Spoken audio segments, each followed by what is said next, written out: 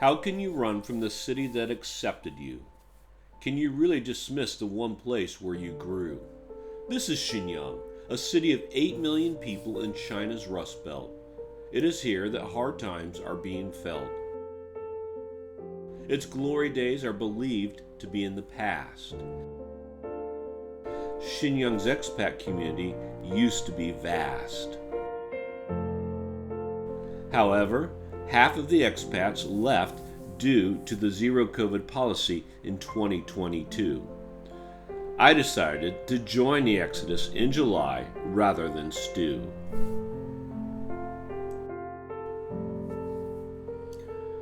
I was in search of the promised land. JFK Airport was my first stop in the mainland. It was just a few miles from the Statue of Liberty. I thought I had left behind the chains of captivity.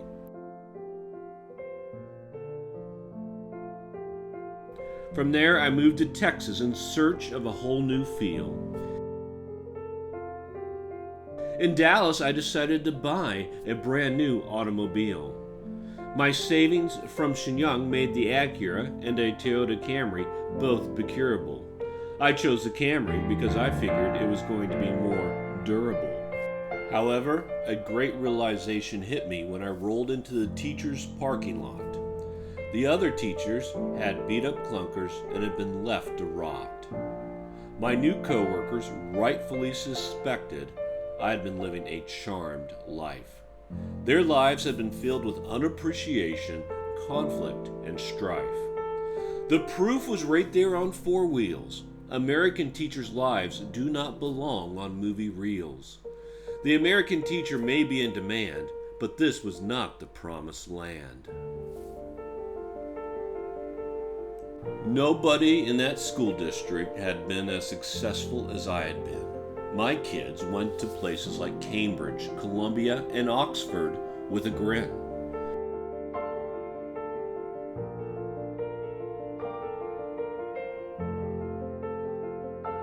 I realized this truth when the head world history teacher asked me if China and the United States had a friendly relationship. Clearly, this social studies guru had been living on a spaceship. The kids could not think, read, or write. However, everyone seemed to know how to fight. In this American school district, teachers are not allowed to control the classroom. The bullies had figured out this was their room. Something in this Texas school district seemed amiss. Not a bully, drug addict, or thug were we allowed to dismiss. Every student loathed their teachers. Simply put, we were the most hated of creatures. During my first 2 days, I was called racist a bunch. Never before had my stellar reputation been sullied so much. I realized something great while riding my bike in Lubbock on Quaker Road. The people of Shenyang had given me much, and it was to them I owed.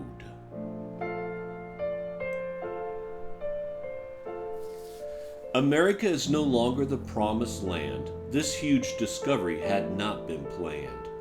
It was futile to follow the straight and narrow. This kingdom was ruled by a woke pharaoh. I hate to be ungracious, but my remaining time is precious. This was the place that gave me the finger, so I refused to linger. It was still 2022. And I couldn't yet go back to Shenyang. However, a Korean recruiter offered me a spot for which I sang. The Korean students were bright-eyed and cheerful. However, I still had to be careful. The Korea ESL instructor community has many loyalists to the radical feminist brand.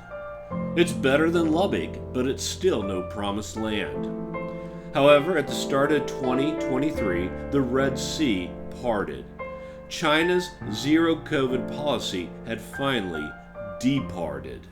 And we begin in China, where there have been hugs and tears as international travellers arrived in China yesterday without the need to quarantine for the first time since the early stages of the COVID pandemic. The strict quarantine rules have been in place for nearly 3 years. Their lifting marks the end of Beijing's zero COVID policy, which had caused growing public anger. In Hong Kong, I was able to negotiate a release from the Pharaoh and cross the Red Sea. I returned to Shenyang on May 10th with much glee. It was clear it was meant to be. Nobody asked me to fill out an EOE form because in China it would be out of the norm. Nobody from the ghetto called me racist. People here know that would be unjust. Nobody called me hateful for not wearing a rainbow lapel pin. They just wanted to know when class will begin. And there was no tyrannical blue-haired feminist waiting to label me toxic. People here would regard such behavior as psychotic. I was no longer the bottom of society's totem pole because students here know what it is like to have a goal. Nature's laws are more respected here. Common sense often gets the loudest cheer. The people in Shenyang are just grateful to have someone to teach. To say that teaching is the most respected profession is not a reach. They just want someone who was serious about duty. Only when you understand this can you see Shenyang's beauty. While the rest of the world regarded me with impunity, it was the people of Shenyang who gave me life's greatest opportunity. Could Shenyang, China really be a modern-day Ellis Island?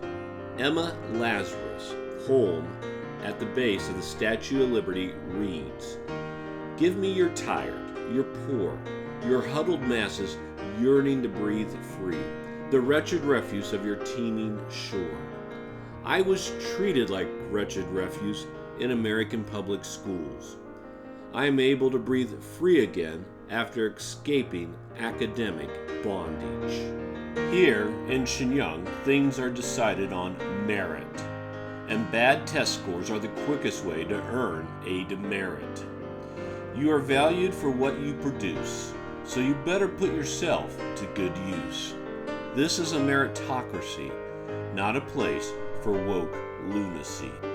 It almost sounds like the promised land. I can now see clearly what I missed firsthand. This nightmare has gone on too long. I now have clarity about where I belong.